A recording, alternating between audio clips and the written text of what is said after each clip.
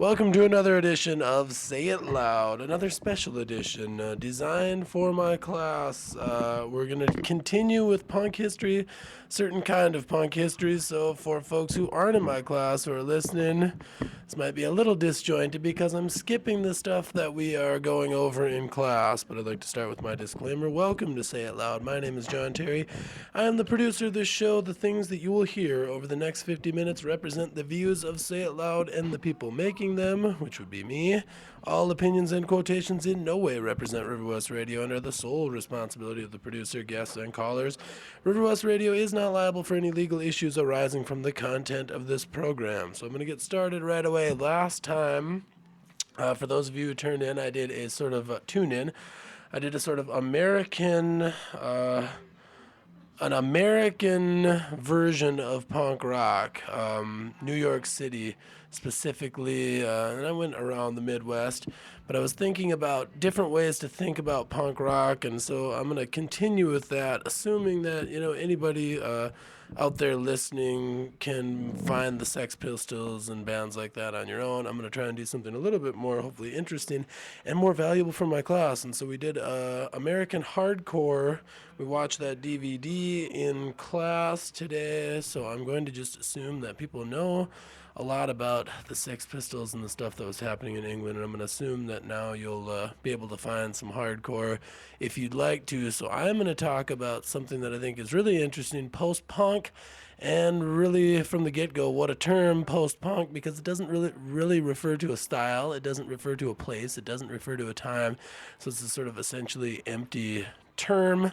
But we've been using it, I've been using it, people have been using it to describe a certain kind of music, and I think that there's a reason for that, and I think it connects sort of well with the readings that we were doing in our class, and that is just to say that really when a lot of other people besides young, angry, sort of snotty, you could maybe say young men, are involved, people kind of scramble to call it something different. And so I'm going to play some stuff, and this is everything I'm going to play is from within a 2-year period tonight, and I think this is really interesting. So 77 to 79, calling it post-punk is really strange because this is before hardcore in the United States.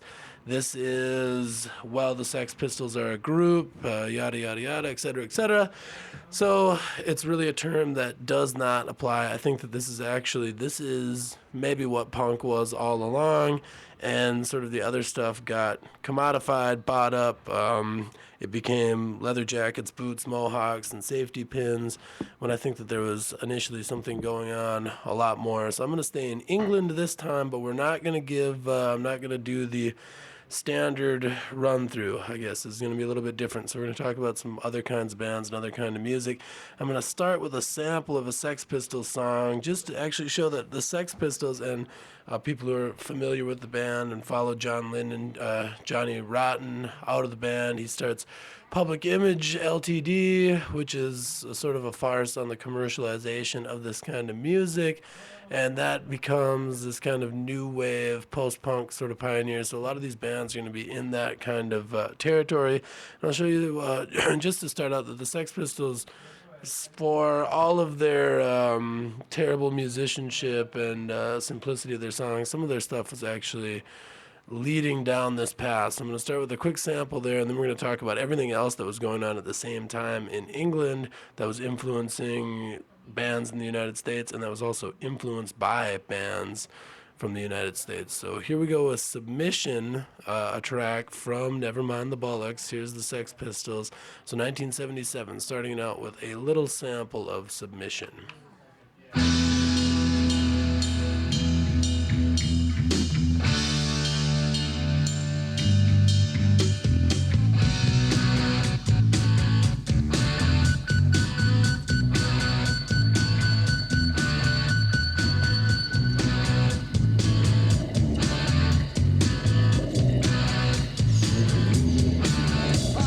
Submarine mission for you, baby.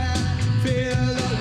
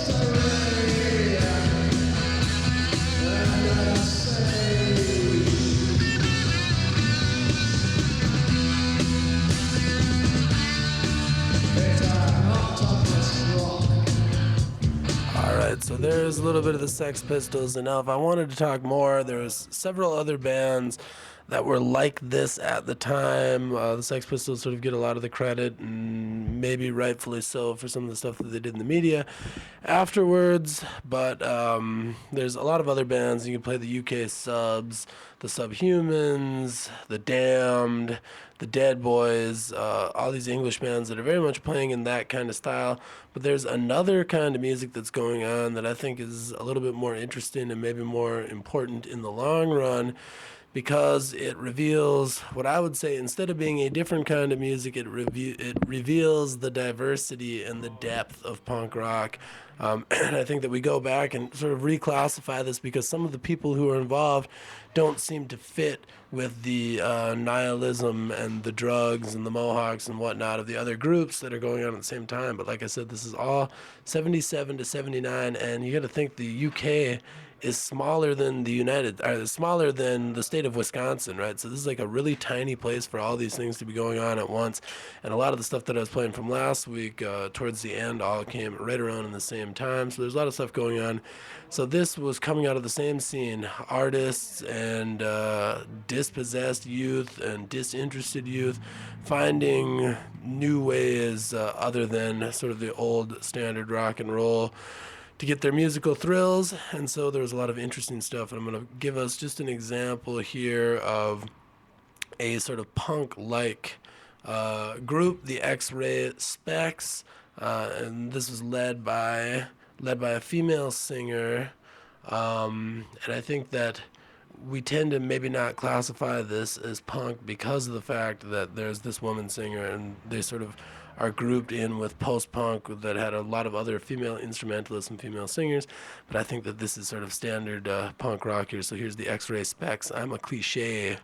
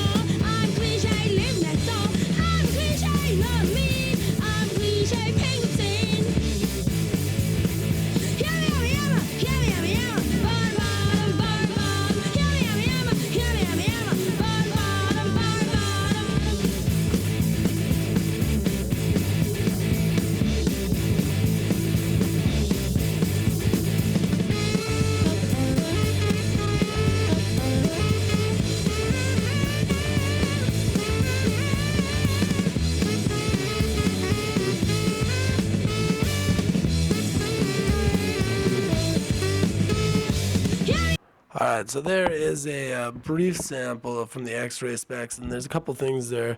One is that I think more than a lot of the other bands, there's sort of this obsession with the idea that anybody can be in a punk band and that you don't have to have any talent. There's actually a lot of talented musicians who end up playing in the style of punk rock.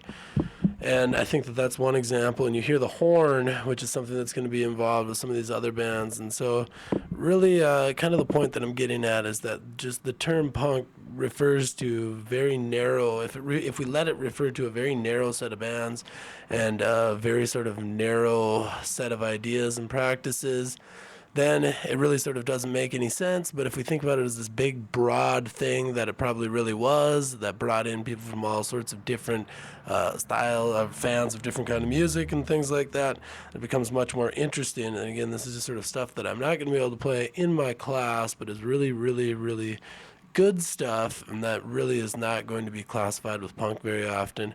So here's a great band, Wire, who was around for before the Sex Pistols, actually, and lasted for long, long, long after them. This is a band that's been around for a long time and put out a lot of different sounding albums. And a lot of these bands are going to get closer to what we'd call new wave or something. I think that at some point there is an argument that they are much different bands. But right now, 77, 78, 79, I think that they're still very much of the punk moment, but they're just sort of excluded. So here is a great band, Wire, with the song Lowdown.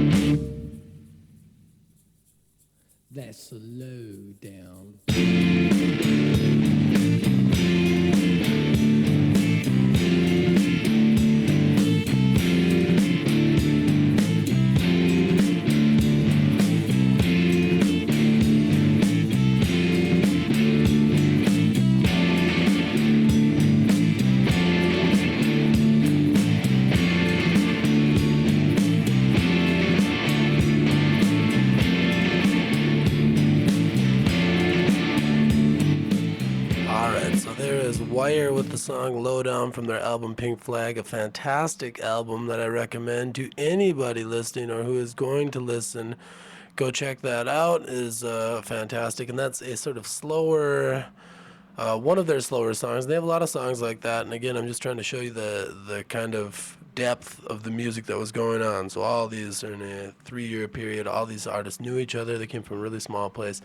There's a lot of different stuff going on. Not everybody sounded like the Sex Pistols. Actually, really only a few bands did, even though they get sort of the label, I guess. And so now, in that spirit, I'm going to play some really weird stuff. A couple of bands here before getting into the stuff that really leads to English new wave and really influences a lot of American pop in the 80s and 90s. So I'm going to give us a song, Aerosol Burns by Essential Logic, who had a pretty good run in the UK but didn't really get too much credit outside of the UK. This is one of Kurt Cobain's sort of secret favorite bands as well here. So there's a lot of people who are looking back and listening to this stuff, but doesn't really get spoken about too much. So I'm just going to get right into Aerosol Burns.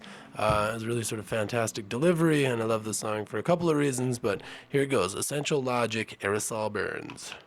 I'm feeling so mixed up. I don't know what to think.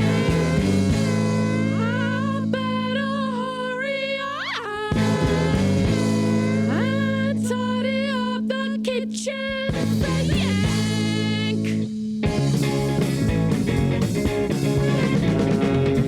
Fire rains of blood, deep from my active foundation. Out my body germs, everything here. Arrows of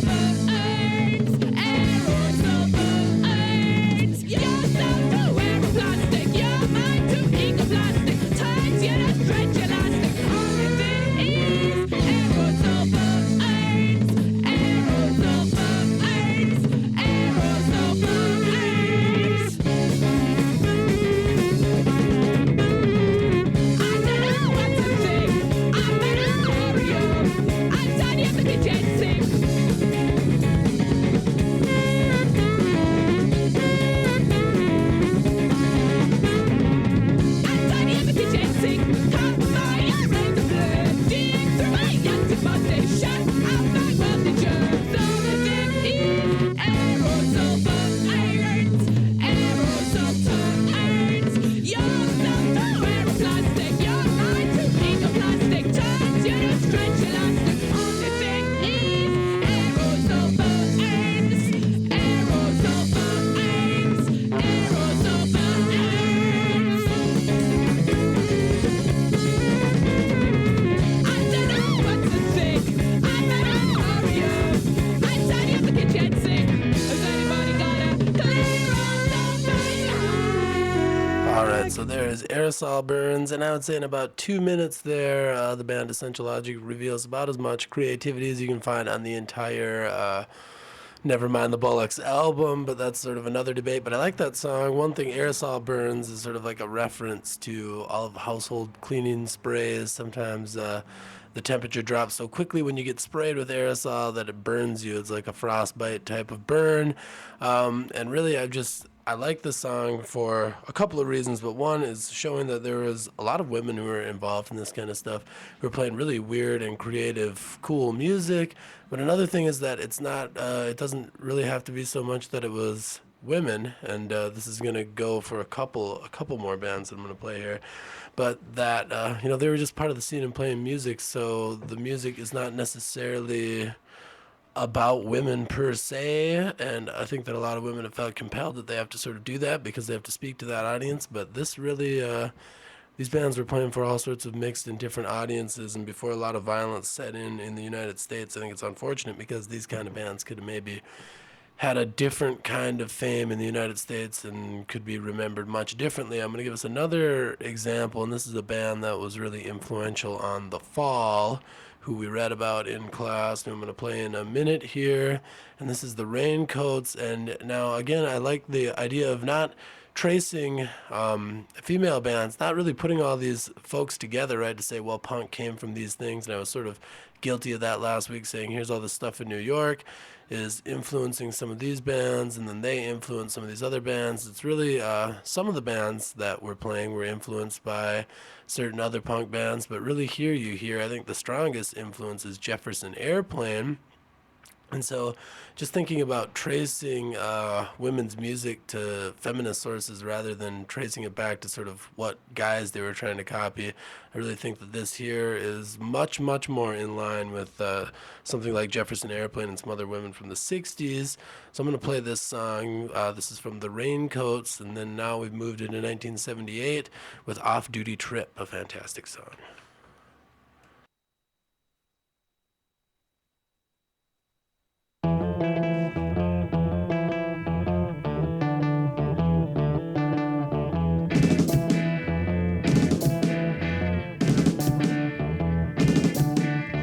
Just a couple in the park, pounding out those games in the dark. Those who walk past our screens are only reminded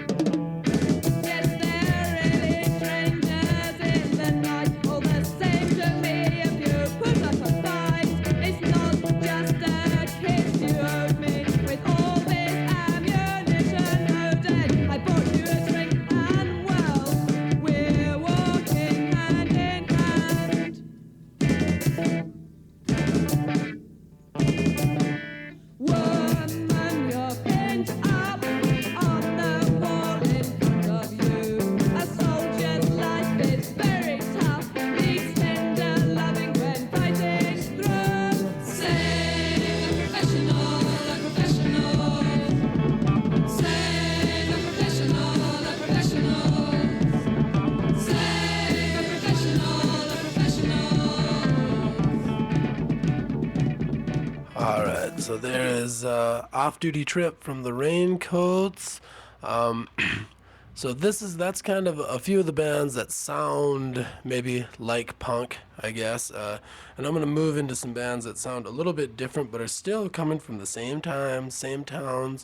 Uh, but I think that they have, and I think they have the same motives really, is to sort of challenge structured pop music, which I think that maybe is the original spirit of punk. And really doing that doesn't mean that you have to sound like the Sex Pistols per se. And we got to think too, this is also where Brian Eno, David Bowie, Roxy Music, a bunch of other sort of alternative, I guess you could call them, English prog rock bands are having an influence as well, but they're coming out of these punk circles, and so some of these bands really start to kind of push the limits of regular song structures, and some of these bands start out in this mode and then eventually sort of end up doing something completely different, and a lot of them kind of turn into new wavers. And basically pop bands eventually later in their career. And here's a perfect example of a band, and that's up to you if you like their later stuff. This does not really appeal to me at all. It gets a little bit to be new wave and kind of 80s out, but here's a band, Scritti Politti, and it's actually a corruption on an Italian. This comes from Gramsci, who we talked about momentarily in class, hegemony. Scritti Politti was political writings, basically a corruption of the Italian word for political writings. And even though if you look this band up, you'll probably find some stuff from the mid 80s that sounds pretty poppy, and they did become fairly popular. They started out sounding a lot more like the sort of post-punk thing that I'm kind of calling just punk, I guess. So here is Skank Block Baloney from Scritti Politti from 1978.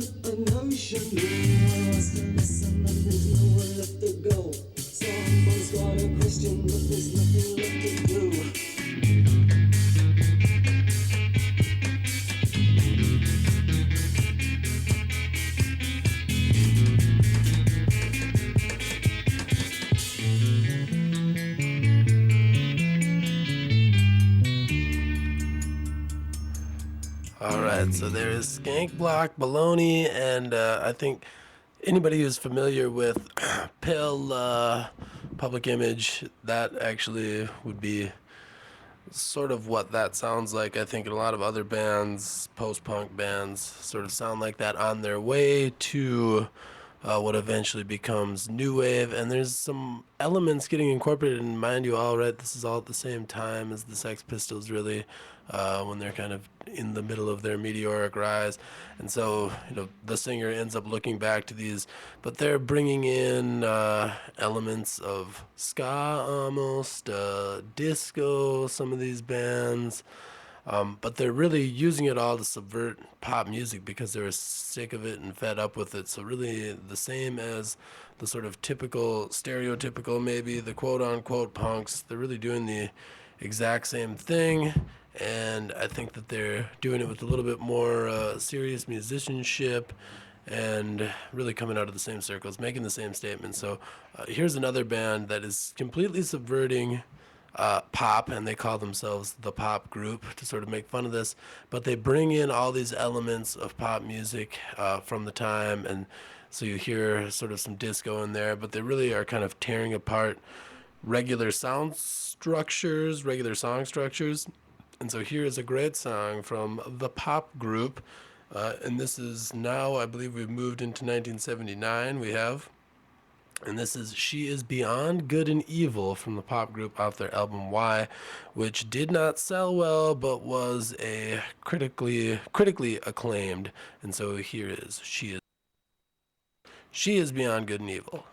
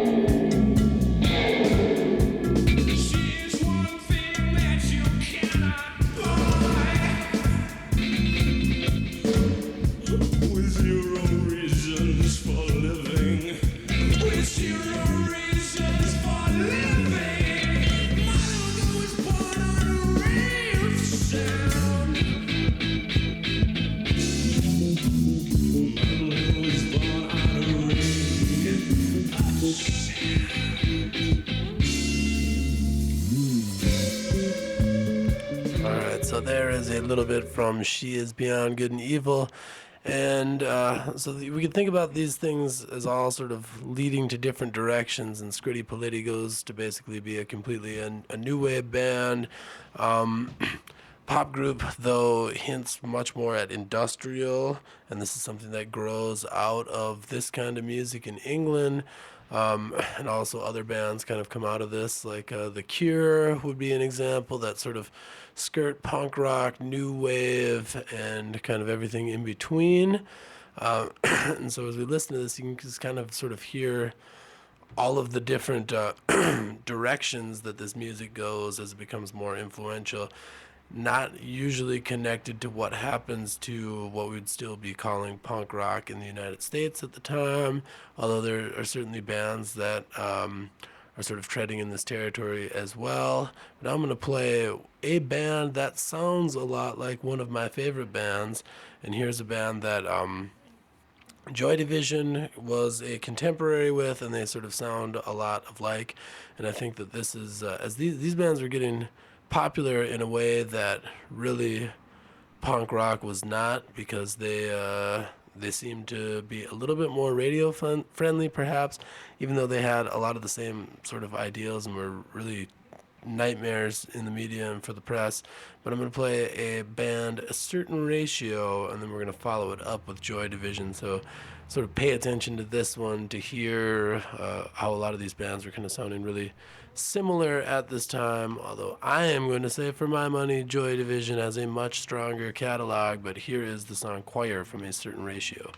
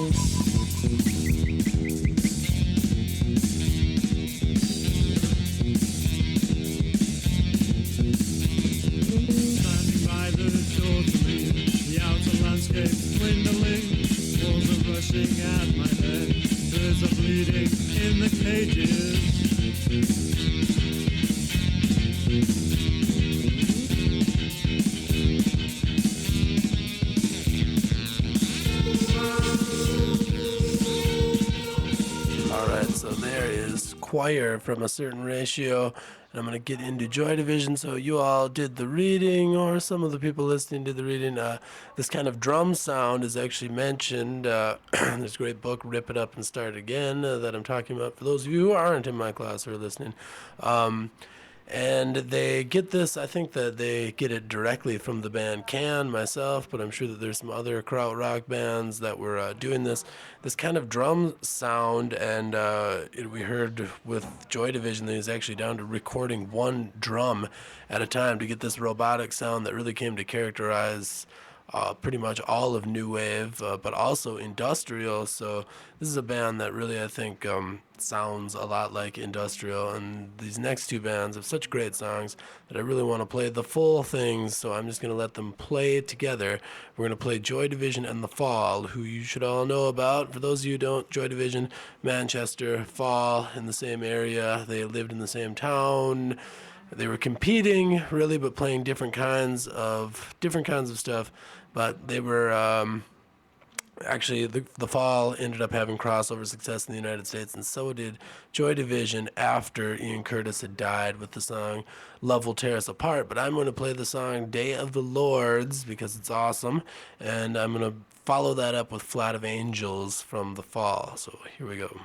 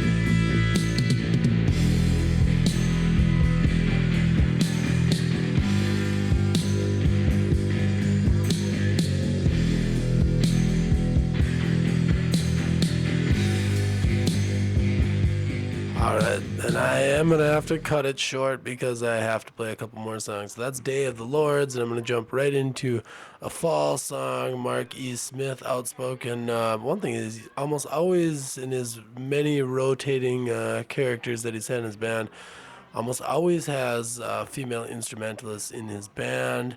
But here is an early song from the fall, a very, very awesome song from the fall, one of my favorites. And so there with Joy Division, you can kind of hear this, you can definitely hear the influence on industrial and sort of goth music that comes a little bit later. But here's the fall with maybe something that's a little bit more upbeat and rock and roll, but still extremely angular and challenging, disruptive kind of music, maybe a little bit more close to what we think of when we think of punk. But here it is, Flat of Angels from the album Dragnet, a fantastic album.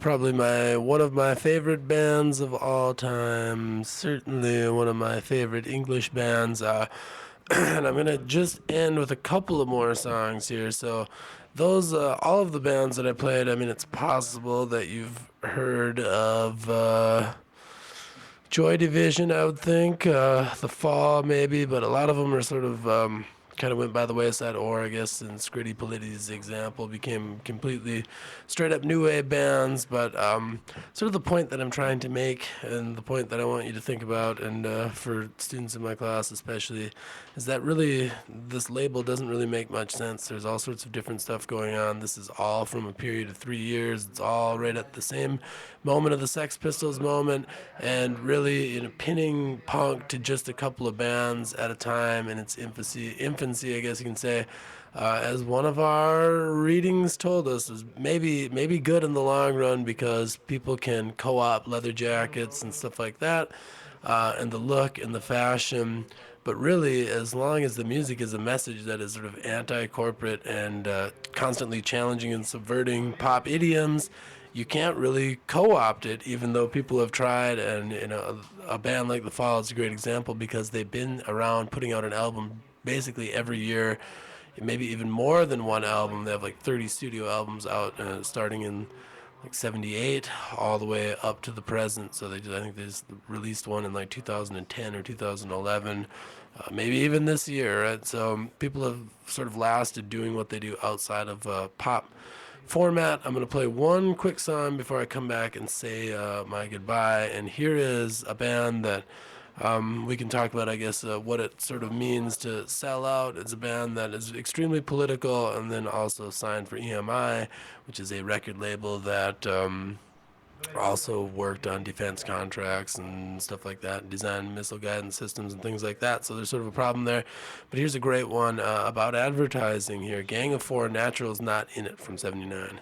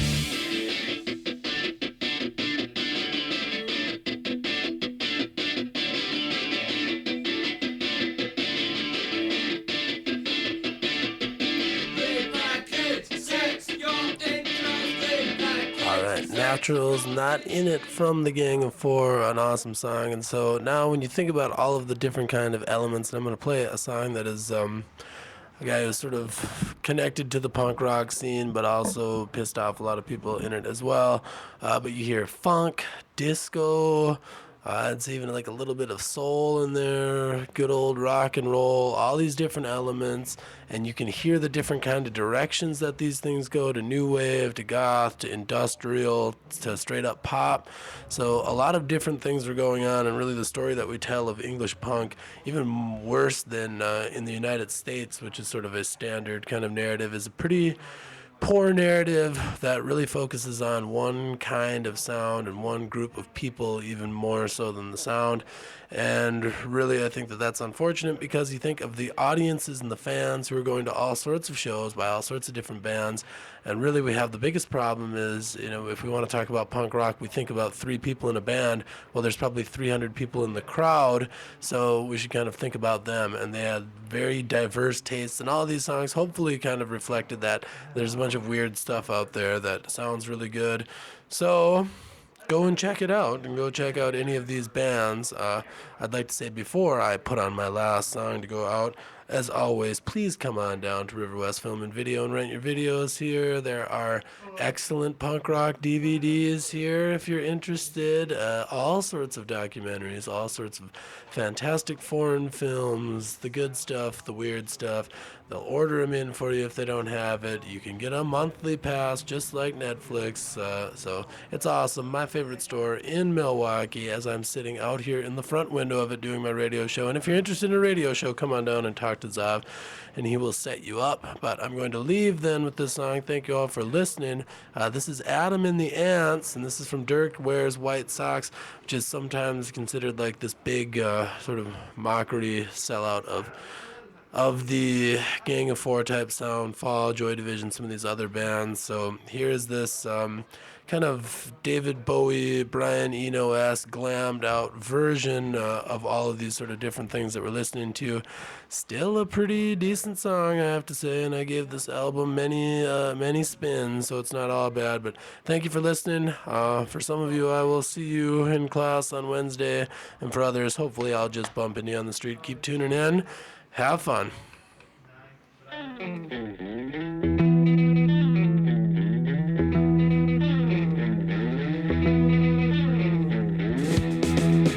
lot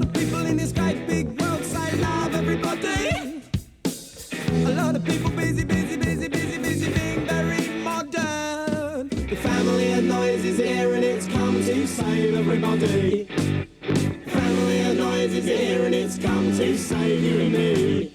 It goes.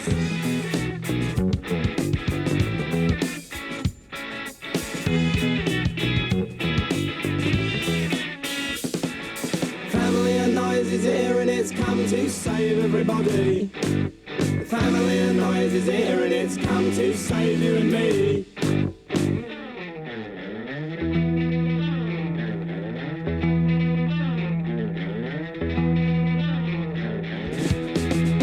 A lot of people in the ancient world, they loved only quiet.